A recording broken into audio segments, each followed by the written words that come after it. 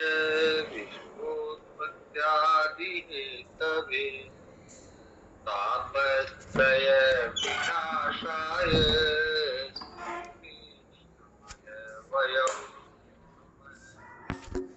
कृष्णं नारायणं वन्दे कृष्णं वन्दे व्रजप्रियं कृष्णं द्वैपायनं वन्दे कृष्णं वन्दे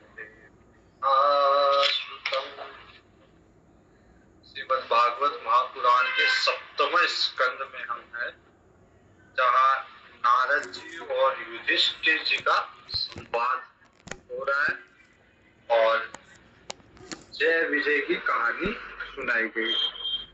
तो परीक्षित जी का, राजा परीक्षित जी का प्रश्न था कि भगवान किसी भी गुण में लिप्त है, गुणातीत है, फिर भी भगवान देवताओं का पक्ष और देखा गया है कि शुभ करते हैं। तो सुखदेव जी कहते हैं कि परीक्षित, इस संदर्भ में एक इतिहास है जहाँ नारद जी से एक बार ऐसा ही प्रश्न युधिष्ठिर जी ने किया था। जब पांडवों के यज्ञ में राजा युधिष्ठिर के यज्ञ में जब शिशुपाल ने भगवान को गालियां दी और भगवान ने शिशुपाल का वध कर दिया। 100 गाली देने के बाद, 100 अपराध माफ करने के बाद भगवान ने शिशुपाल का वध कर दिया। तो शिशुपाल की मृत्यु के बाद में शिशुपाल का जो तेज था, जो ज्योति थी, वो भगवान में समा गई। तो राजा युधिष्ठिर जी का प्रश्न था नारद जी से कि इसने इतने पाप किए हैं, इसने शिशुपाल और दंतवक्र ने बोलना बाद में सीखा, भगवान को गाली देना पहले सीखा। तो पूरी उम्र उसने भगवान से द्वेष किया, लेकिन फिर भी इसकी ज्योति भगवान में समा गई, जबकि बड़े बड़े ऋषि मुनियों की ज्योति भगवान में नहीं समा गई। तो नारद जी ने कहा कि भगवान जो है वो किसी भी गुण से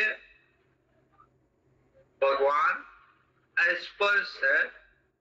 तो अगर किसी भी भाव से भगवान को भजा जाए, भले ही क्रोध से, काम से, द्वेष से, भगवतकार वृत्ति किसी भी भाव से बने, भगवान उसे स्वीकार कर लेते हैं।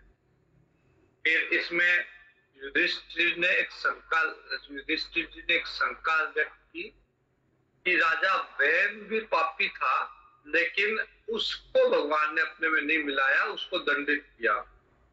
तो नारद जी ने कहा कि उसने किसी भी तरह से भगवान को भजा नहीं, भगवान का ध्यान नहीं किया, न द्वेष से, न काम से, न क्रोध से, न ईर्ष्या से, किसी भी तरह से नहीं किया।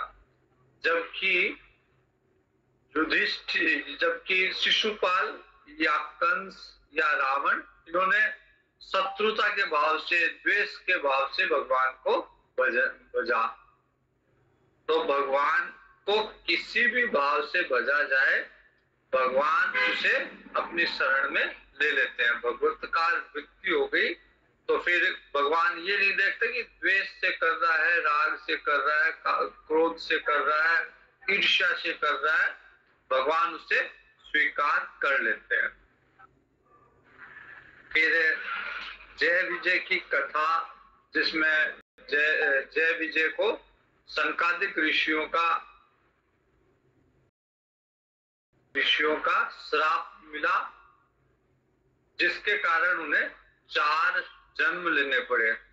संकादिक ऋषियों के श्राप के कारण जय विजय को 3 जन्म लेने पड़े और भगवान ने 4 अवतार लिए। तो जय विजय थे जो शुरू में हिरण्याक्ष, हिरण्यकशिपु बने। दूसरे जन्म में रावण और कुंभकर्ण बने और तीसरे जन्म में शिशुपाल और दंतावक्र बने। और भगवान ने 4 अवतार लिए। हिरण्याक्ष को मारने के लिए वराह अवतार, हिरण्यकश्यपु को मारने के लिए नरसिंह अवतार, रावण और कुंभकर्ण को मारने के लिए राम अवतार और दंतावक्र और शिशुपाल को मारने के लिए कृष्ण अवतार। तो अगर भगवान के भक्त को 3 अवतार लिए तो भगवान ने एक ज्यादा 4 अवतार लिए। भगवान के भक्त ने 3 जन्म लिए तो भगवान ने 4 अवतार लिए। अब हिरण्याक्ष की मृत्यु के बाद में हिरण्यकश्यपु को बड़ा दुख हुआ अपने भाई की मृत्यु का। तो हिरण्यकश्यपु ने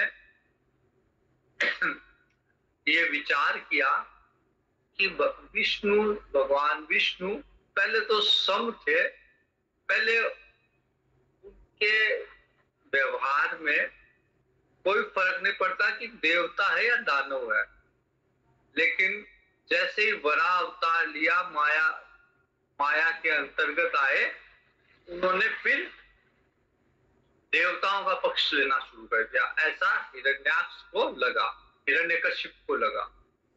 उसने सारे राक्षसों को बुला के कहा कि देखो ये विष्णु जो है, ये इंद्र इन देवताओं ने भगवान को प्रसन्न कर लिया, खुश कर लिया चापलूसी करके, तो अब भगवान इन्हीं का पक्ष लेते हैं।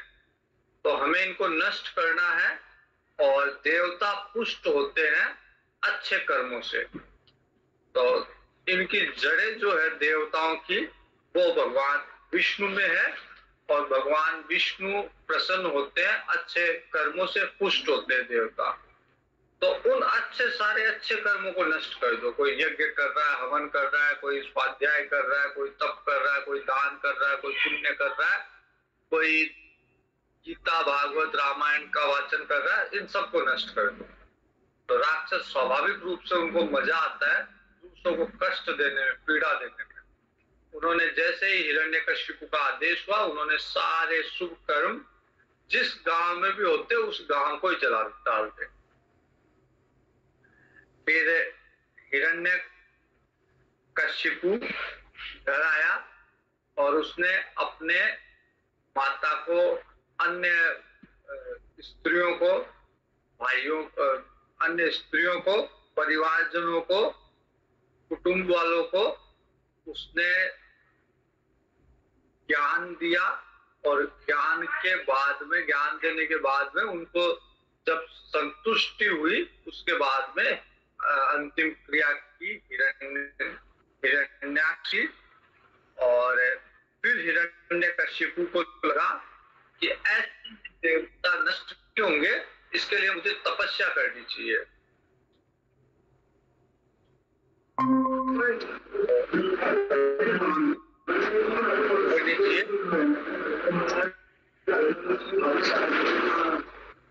हिरण्याक्ष जो है, हिरण्यकश्यपु तपस्या के लिए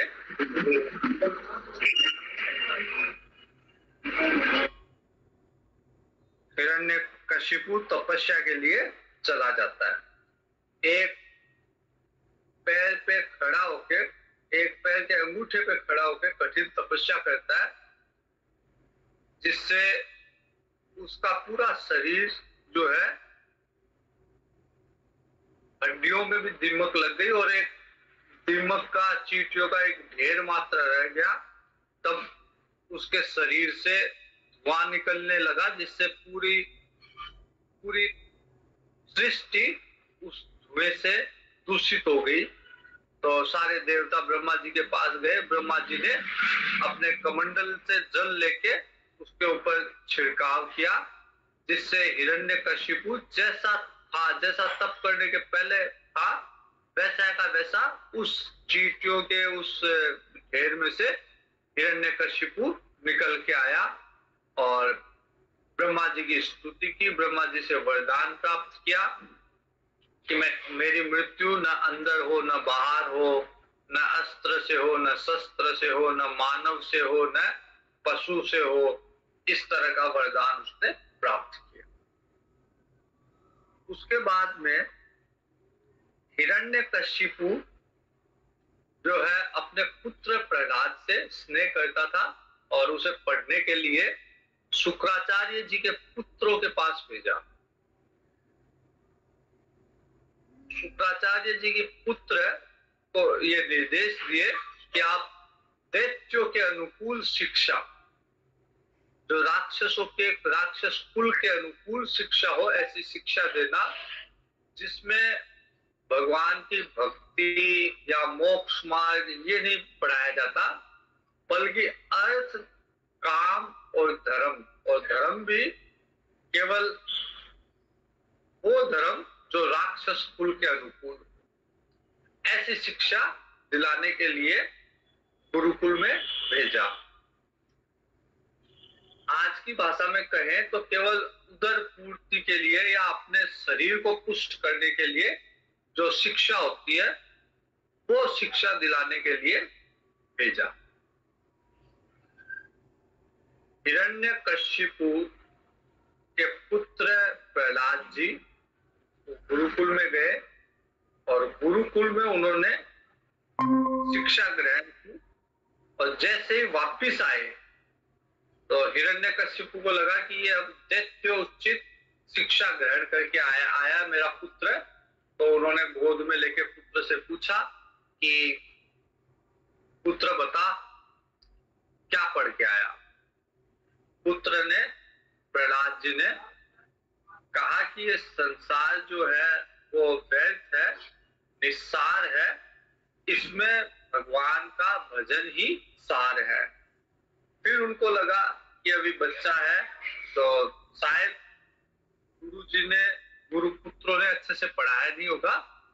वापिस से उनको निर्देशित किया कि अब इसका विशेष ध्यान रख के विशेष जो राक्षसों वाली शिक्षा है वो दी जाए। वो ले गए अपने आश्रम में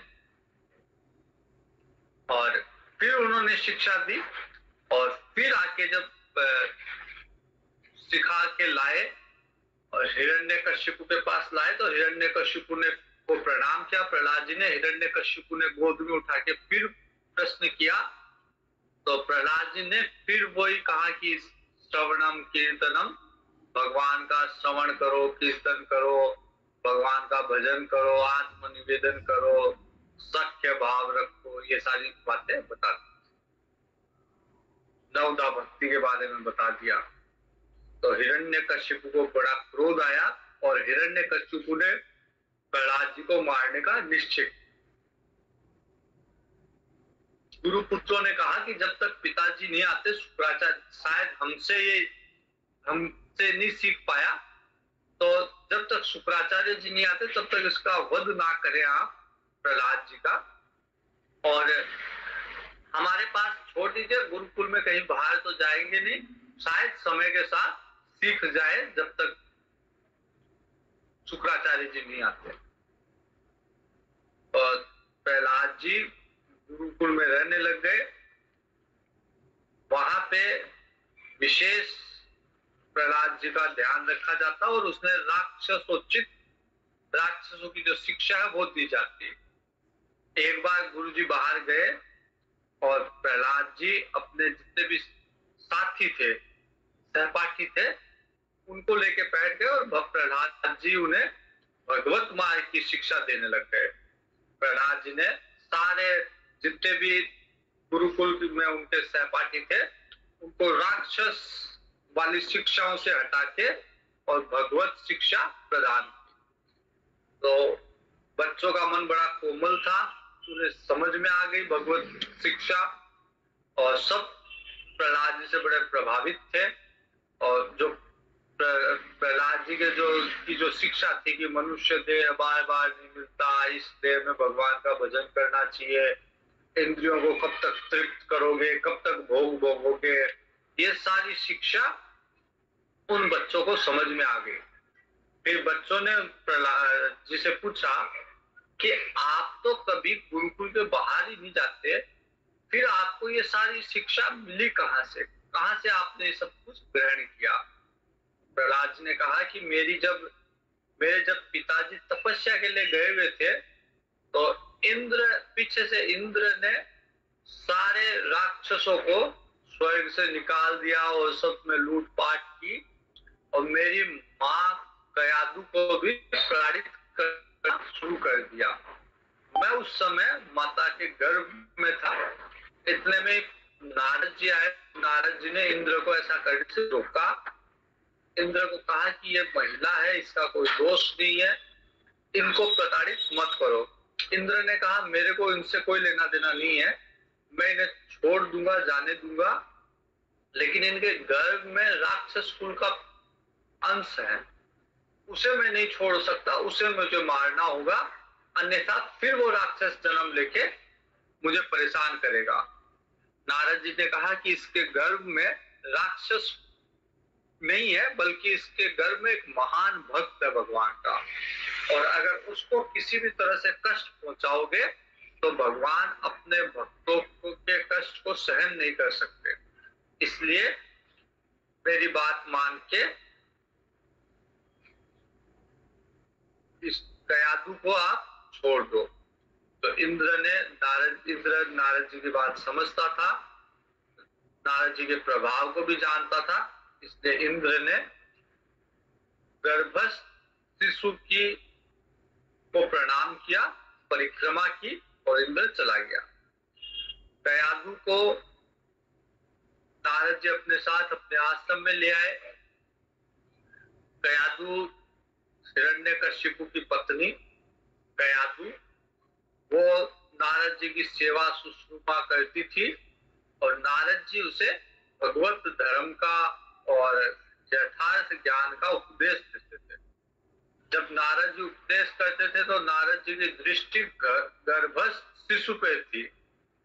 तो इस तरह प्रहलाद जी को गर्भ के अंदर ही सारा ज्ञान प्राप्त हुआ। समय के साथ फिर जब हिरण्यकशिपु वापिस आया तपस्या करके, तो कयादु को नारद जी ने हिरण्यकशिपु के पास छुड़वा दिया। समय के साथ कयादु तो उस ज्ञान को भूल गई, जिसको नारद जी ने दिया था ज्ञान, उस ज्ञान को कयादु तो समय के साथ और राक्षसों के संग में रह के उस ज्ञान को भूल गई। लेकिन संत की कृपा से, भगवान की कृपा से नारद जी ने उस ज्ञान, प्रहलाद जी उस ज्ञान को विस्मृत नहीं किया, प्रहलाद जी को स्मरण रहा वो ज्ञान, और वही ज्ञान प्रहलाद जी ने जीवन में धारण किया और अपने गुरु पुत्रों को, अपने सहपाठियों को वही ज्ञान प्रहलाद जी ने दिया।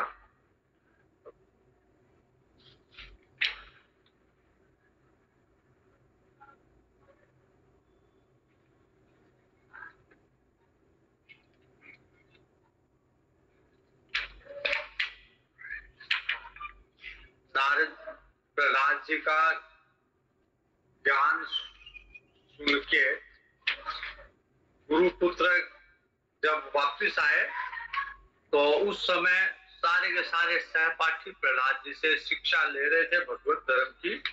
ये देख के उन्हें बड़ा क्रोध आया और वो प्रहलाद जी को लेके हिरण्यकशिपु के पास गए और कहा कि ये आपका पुत्र जो है जन्म जाति ये ऐसा ही है, इसका हम कुछ नहीं कर सकते। तो हिरण्यकशिपु ने बहुत प्रयास किए प्रहलाद जी को मारने के लिए, जलती हुई आग में डाल दिया, पहाड़ से गिरा दिया, शेर के पिंजरे में छोड़ दिया, आदि आदि अन्य कई प्रयास किए, लेकिन प्रहलाद जी का, क्योंकि प्रहलाद जी की का मन जो था वो भगवान में स्थित था, इसलिए प्रहलाद जी को कुछ भी नहीं हुआ।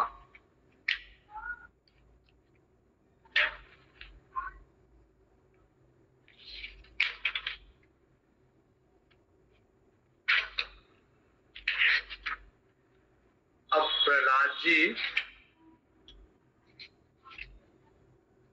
हिरण्यकशिपु ने पूछा कि तू इतना विष्णु विष्णु सारे दिन तक कहता है, वो विष्णु है कहाँ? प्रहलाद जी का उत्तर था कि भगवान तो सब जगह है। तो हिरण्यकशिपु ने कहा कि क्या इस खंबे में भी है? प्रहलाद जी ने कहा हाँ अवश्य, इस खंबे में भी भगवान विष्णु विद्यमान है। तो जैसे ही हिरण्यकश्यपु तलवार लेके उस खंबे को तोड़ता है, उस खंबे में से भगवान नरसिंह के रूप में विशाल विराट रूप में प्रकट होते हैं। तो जैसे ही भगवान एक बड़े विकराल स्वरूप में प्रकट होते हैं तो हिरण्यकश्यपु डर जाता है और भगवान उस हिरण्यकश्यपु को दिल्ली पे लेके बैठते हैं, अपनी जंघाओं पे लेके बैठते हैं। न ऊपर है, न नीचे है, न अंदर है, न बाहर है। और जो नरसिंह अवतार है वो न पुरुष का अवतार है और न वो पशु का अवतार है। तो आधा पुरुष और आधा पशु, और ब्रह्मा जी की सृष्टि से भी नहीं है। हिरण्यकश्यपु ने कहा था कि आपकी सृष्टि का कोई मानव, कोई पशु मुझे मार ना सके। तो इस तरह के अवतार, ये इस तरह का अवतार लेके भगवान नरसिंह भगवान ने हिरण्यकश्यपु का उद्धार किया। अब हिरण्यकश्यपु का उद्धार तो कर दिया, लेकिन नरसिंह अवतार जो क्रोध अवतार है, एक तरह से दैत्य को मारने के लिए अवतार लिया हुआ है, तो उनका क्रोध शांत नहीं हो रहा। सारे देवताओं ने आके स्तुति की, लेकिन फिर भी नरसिंह भगवान का क्रोध शांत नहीं हो रहा था।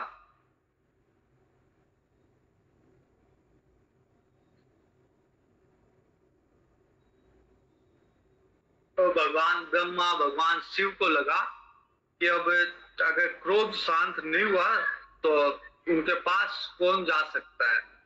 तो सब देवताओं ने मिलकर लक्ष्मी जी को कहा कि आपको अर्धांगिनी है, आपको पत्नी है भगवान विष्णु की, आप जाइए और भगवान का क्रोध शांत करवाइए। लक्ष्मी जी ने भी भगवान का ये विकराल रूप कभी देखा नहीं था। लक्ष्मी जी ने तो हमेशा भगवान का शांत स्वरूप देखा था, सौम्य स्वरूप देखा था। तो लक्ष्मी जी भी डरी। लक्ष्मी जी ने कहा कि मैं तो नहीं जा सकती ऐसे विकास रूप में। और फिर सब ने प्रहलाद जी को कहा कि बेटा, आप, तुम्हारे तो पिता पर कुपित होने के लिए अवतार लिया भगवान ने, अब तुम ही जाके इनको शांत करो। तो प्रहलाद जी ने कहा जो आज्ञा, और हाथ जोड़ करके सृष्टि पे साष्टांग प्रणाम करके नरसिंह भगवान के आगे जाके प्रहलाद जी खड़े हो गए। तो नन्हे सा बालक है जो जाके चरणों में, नरसिंह भगवान के चरणों में खड़े हो गए प्रहलाद जी। प्रहलाद जी को देख के नरसिंह भगवान को बड़ी दया आई और उन्होंने गोद में प्रहलाद जी के सर पे हाथ रखा, तो जिससे प्रहलाद जी का जो बचा खुचा पाप था वो भी नष्ट हो गया। भगवान के कर कमल के स्पर्श से उनका बचा खुचा अशुभ कर्म, अशुभ संस्कार सारे नष्ट हो गए प्रहलाद जी के, और तत्काल उन्हें परमात्मा का साक्षात्कार भी हो गया।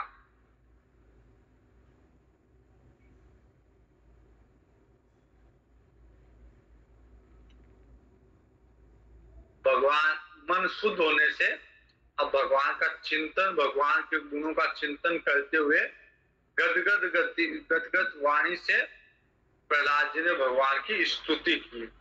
और प्रहलाद जी कहते हैं कि ब्रह्मा आदि देवता, ऋषि मुनि, सिद्ध पुरुष की बुद्धि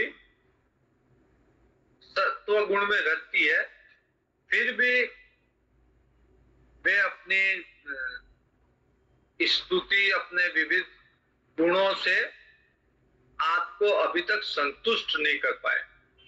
ऋषि मुनि इतने यहाँ पे एकत्रित है और सब आपकी स्तुतियां भी कर रहे हैं, लेकिन आप संतुष्ट नहीं हुए उनसे अभी तक। फिर मैं तो एक राक्षस हूँ, घोर असुर जाति से उत्पन्न हुआ हूँ, राक्षस पुत्र हूँ, मेरे पिताजी राक्षस थे, तो मेरे में ऐसी सामर्थ्यता कहाँ है कि मैं आपको शांत कर सकूं, मैं आपको संतुष्ट कर सकूं, आप मुझसे संतुष्ट हो, ये कैसे हो सकता है। लेकिन मैं समझता हूं, प्रहलाद जी कहते हैं नरसिंह भगवान को कि मैं समझता हूं कि आप न धन से, न कुलीनता से, न रूप से, न तप से, न विद्या से, न ओज से, न तेज से, न प्रभाव से, न बल से, न पौरुष से, न बुद्धि से, न योग से संतुष्ट होते हो। इन किसी भी चीज से आप संतुष्ट नहीं होते हो। वे सभी गुण भगवान को संतुष्ट करने में समर्थ नहीं है। और आप अगर संतुष्ट होते हो तो केवल और केवल आप निष्काम भक्ति से संतुष्ट होते हो। भक्ति से भगवान गजेंद्र भी संतुष्ट हुए थे। तो भगवान किसी भी तरह से संतुष्ट नहीं होते, लेकिन भगवान अपने भक्तों पे संतुष्ट होते हैं।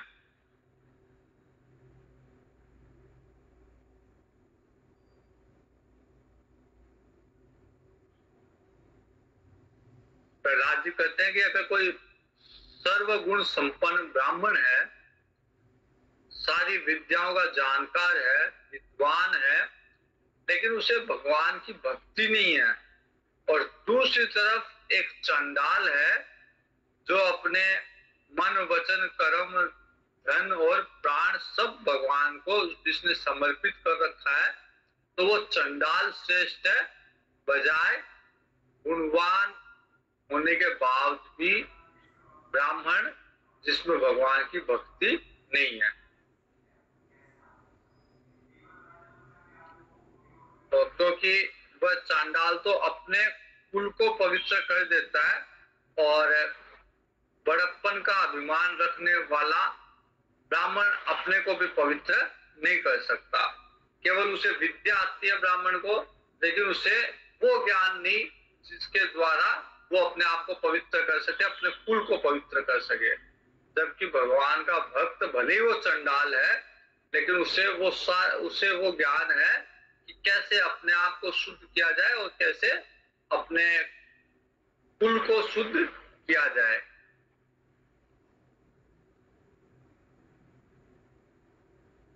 तो भगवान को अपने लिए हम जैसे शूद्र मनुष्य से पूजा ग्रहण करने की आवश्यकता नहीं होती है। वे तो भक्ति से अगर हम कुछ करते हैं तो भगवान दया पूर्वक उसे स्वीकार करते हैं, कृपा करते हैं भगवान, अगर कोई भगवान की भक्ति करके भगवान को संतुष्ट करे तो।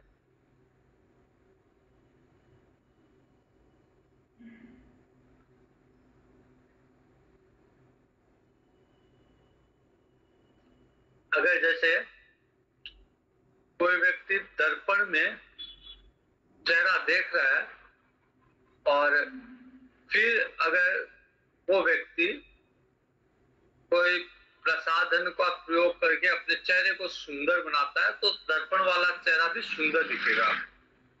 वैसे ही मनुष्य भी अगर भक्ति के द्वारा भगवान को प्रसन्न करता है या भगवान के गुणों का वर्णन करता है तो उसमें भी वो सारे गुण अपने आप आ जाएंगे।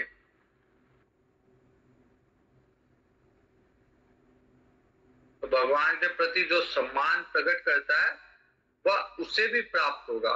जैसे दर्पण में अगर मेकअप करके कोई दर्पण में देखता है तो उसे मेकअप किया हुआ चेहरा ज्यादा सुंदर चेहरा दिखाई देता है।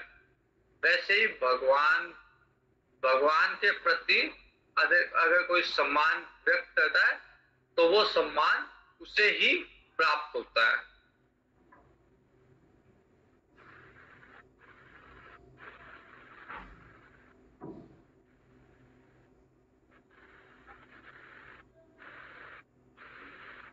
प्रहलाद जी कहते हैं कि मैं कोई अधिकारी नहीं हूं कि आपके गुणों का वर्णन कर सकूं, लेकिन अपनी बुद्धि के अनुसार सब प्रकार से भगवान की महिमा का वर्णन कर रहा हूं।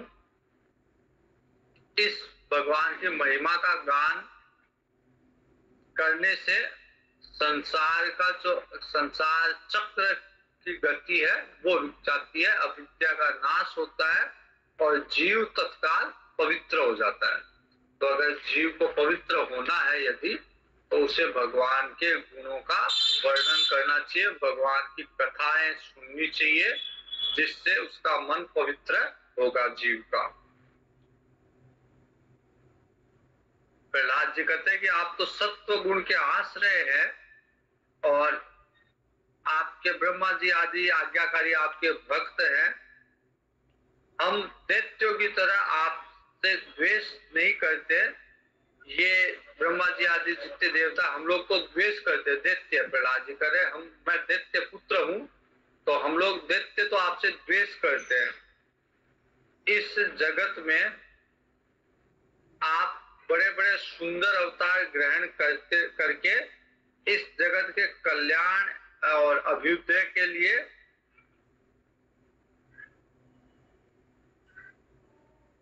तरह तरह की लीलाएं करते हैं। तो भगवान की लीलाओं का उद्देश्य भक्तों ये होता है कि भक्त उन लीलाओं का श्रवण करे, मनन करे, चिंतन करे, जिससे उनका भक्तों का अभ्युदय हो, भक्तों का वो आत्मा आनंद की प्राप्ति हो। इसलिए भगवान लीला करते हैं। जैसे बच्चा अगर खेल रहा होता है तो देखने वाले को आनंद प्राप्त होता है।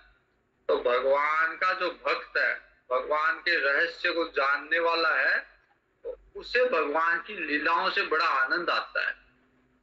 साधारण व्यक्ति को लगता है कि ये साधारण लीलाएं है, साधारण कर्म है, लेकिन भगवान के भक्तों को वो लीलाएं देख के बड़ा आनंद होता है और उससे वो अपने आप को शुद्ध करते हैं। अब प्रहलाद जी कहते हैं कि आपने मेरे पिता को मारने के लिए क्रोध किया था, नरसिंह अवतार धारण किया था, अब मेरे पिता मर चुके हैं, आप अपना क्रोध शांत कर लीजिए। जैसे बिच्छू और सांप के मरने से सज्जन व्यक्ति प्रसन्न होते हैं कि कम से कम ये अपना जहर दूसरों में नहीं डालेंगे, उनकी मृत्यु का कारण नहीं बनेंगे। वैसे ही दैत्यों के संहार से सभी लोग बड़ा खुश होते, बड़े खुश होते हैं। सब तो प्रहलाद जी कहते हैं कि सब आपके, अब मेरे पिताजी को की तो आपको का तो उद्धार कर दिया आपने, और मेरे पिताजी दैत्य थे तो उनके उद्धार से सब प्रसन्न है। अब आपको अपना उग्र रूप छोड़ के शांत रूप धारण करना चाहिए। सब इसका इंतजार कर रहे हैं कि आप अपना उग्र रूप छोड़ के शांत रूप में प्रकट हो, और भय से मुक्त होने के लिए भक्तजन आपके इस स्वरूप का स्मरण करेंगे। अगर किसी भी भक्त को डर लगेगा तो वो नरसिंह भगवान के स्वरूप का ध्यान कर लेगा तो उसका डर समाप्त हो जाएगा।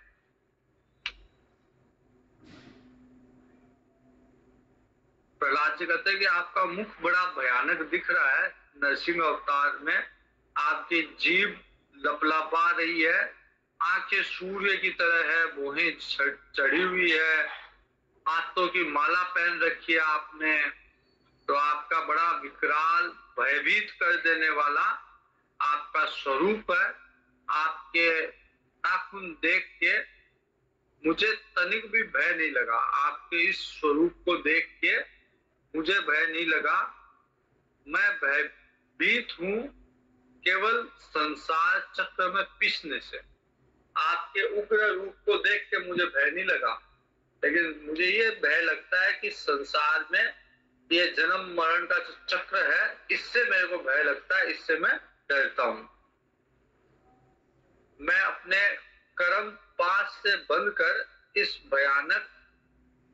भयंकर जंतुओं के बीच में डाल दिया गया हूँ, मतलब संसार में डाल दिया गया हूँ। अब मेरे स्वामी आप प्रसन्न होके मुझे अपने चरण कमलों में बुला लीजिए और मुझे इस संसार सागर से निकालिए। आप समस्त जीवों के एकमात्र शरण और मोक्ष स्वरूप है। मैं जिस जिस योनियों में गया, प्रहलाद जी कहते हैं कि जिस जिस योनियों में मैं गया, उन सभी योनियों में प्रिय के वियोग और अप्रिय के संयोग से शोक होता है, जिससे व्यक्ति झुलसता रहता है। कोई भी योनि हो, अगर उसे प्रिय वस्तु प्राप्त होगी तो उसे प्रसन्नता होगी, और थोड़ा सा भी अप्रिय होने पे उसको अप्रसन्नता होगी। तो जीव जो है इसी में झूलता रहता है, कभी प्रसन्न कभी अप्रसन्न, कभी 1 मिनट में खुश हो जाता है, 1 मिनट में दुखी समझने लगता है अपने आप को। तो जीव जो है सुख दुख के बीच में घूमता रहता है।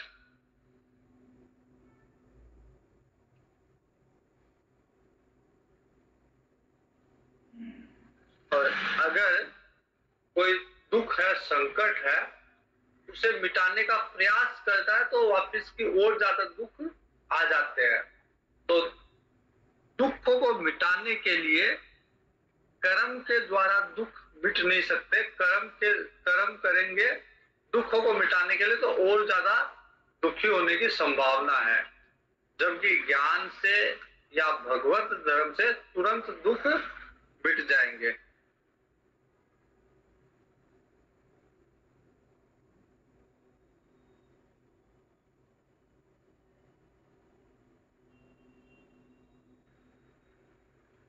प्रहलाद जी कहते हैं कि मैं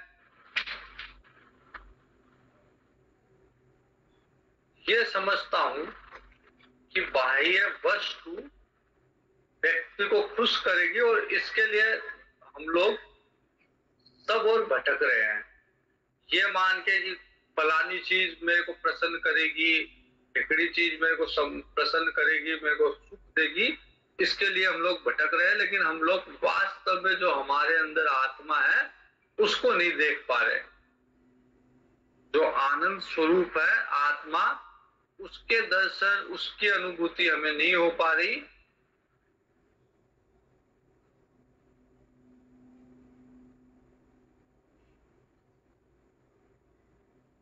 राज्य कहते हैं आप मुझे ऐसा साधन बताइए, नरसिंह भगवान को कह रहे हैं कि आप ऐसा साधन बतलाइए जिससे आपकी सेवा भक्ति प्राप्त कर सकूं।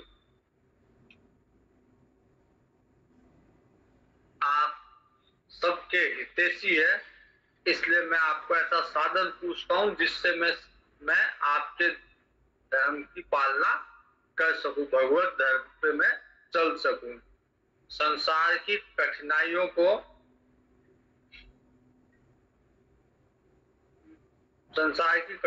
को पार कर जाऊं, ये तो मैं आपके चरण कमलों का स्मरण करके भी कर लूंगा। संसार में जितनी तरह की कठिनाई है, भगवान के चरणों का स्मरण करने से ही वो सारी कठिनाइयों का नाश हो जाता है। तो प्रहलाद जी कहते हैं कि सारी संसार की कठिनाइयों को तो मैं पार कर लूंगा महात्माओं के संग से। महात्माओं का संग मुझे मिलता रहता है, और उनके संग के कारण ही मैं संसार की सारी कठिनाइयां पार कर लूंगा।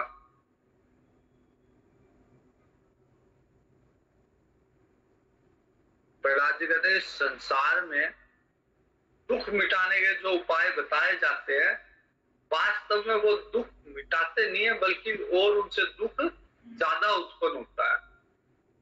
इसलिए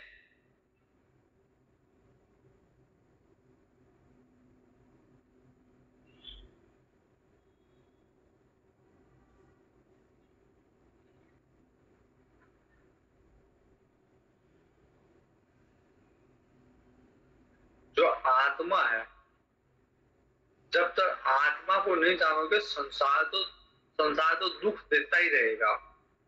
तो आत्मा को अगर किसी ने जान लिया तो वो फिर संसार रूपी समुद्र में डूब के भी उसका कुछ नहीं होगा, वो सुरक्षित रहेगा संसार के सागर में भी। अन्यथा तो अगर आत्मा को नहीं जाना तो फिर संसार में माया के प्रभाव से संसार में निश्चित रूप से डूब ही जाएगा। तो इस तरह से प्रहलाद जी नरसिंह भगवान की स्तुति करते हैं और नरसिंह भगवान को कहते हैं कि मैं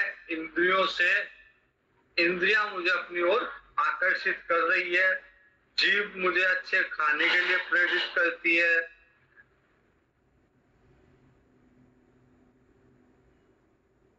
बाकी ज्ञानेन्द्रिया कर्मेंद्रिया अपने अपने विषयों में मुझे लगाए रखती है, पेट भोजन की ओर मुझे खींचता है, कान अच्छा संगीत सुनने के लिए खींचता है, नासिका मुझे भिनी भिनी सुगंध अच्छी लेने के लिए कहती है, नेत्र मेरे को सौंदर्य दर्शन की ओर खींचता है। तो अपने विषयों की तरफ इंद्रिया मेरी खींचती है। तो मेरी ऐसी दशा हो गई जैसे किसी पुरुष की पत्नियां हो और सारी पत्नियां उसे अपनी अपनी तरफ खींचे, तो वैसे ही प्रत्येक इंद्रिया अपने अपने विषयों की तरफ खींचती है। तो मेरी दुर्दशा उस पति की तरह है जिसके बहुत सारी पत्नियां हैं और सब उसको अपनी अपनी तरफ खींच रही है।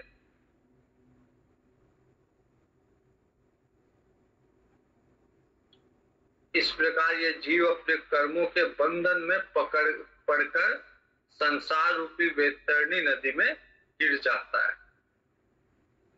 प्रहलाद जी ने भगवान की स्तुति की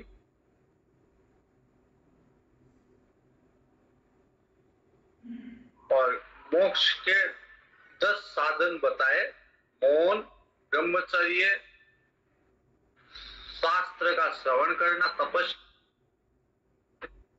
का पालन करना, शास्त्रों की व्याख्या करना, एकांत सेवन करना, जप करना, समाधि, ये सारे साधन बताए। और लेकिन कहा कि जिसकी इंद्रिया वश में नहीं है वो संसार के व्यवहार में खुला रहेगा, वो कभी भी संसार से निकल नहीं सकता।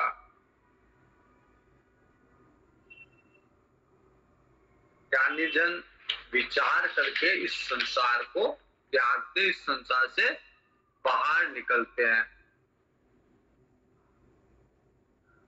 ज्ञानी जन भगवान को नमस्कार करते हैं, स्तुति करते हैं, अपने सारे कर्म भगवान को समर्पित करते हैं, भगवान की सेवा पूजा चरणों का चिंतन करते हैं और भगवान के लीला कथा का श्रवण करते हैं।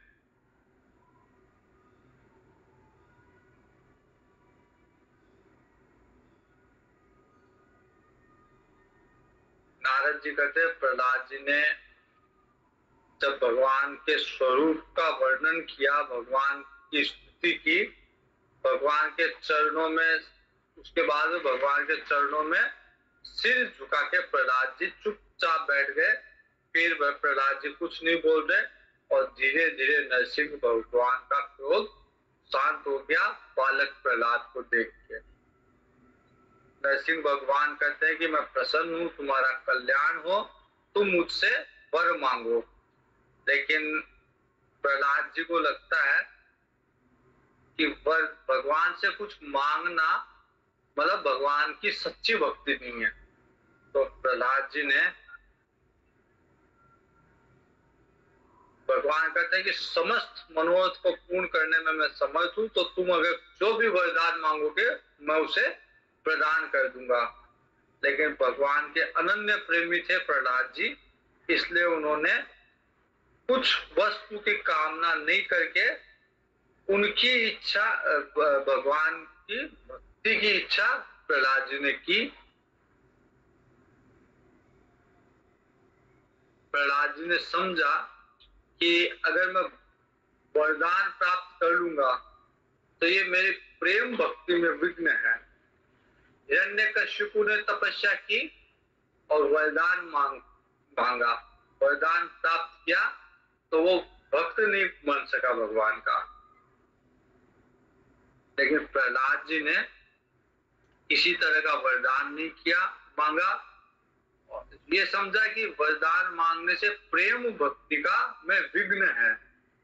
फिर प्रहलाद जी ने भगवान से संवाद किया, जिसे हम कल देखेंगे। ओम पूर्णमद पूर्णमिदं पूर्णात् पूर्णमुदच्यते पूर्णस्य पूर्णमादाय पूर्णमेवा अवशिष्यते। ओम शांति शांति शांति। हरि ओम श्री गुरुभ्यो नमः। हरि ओम।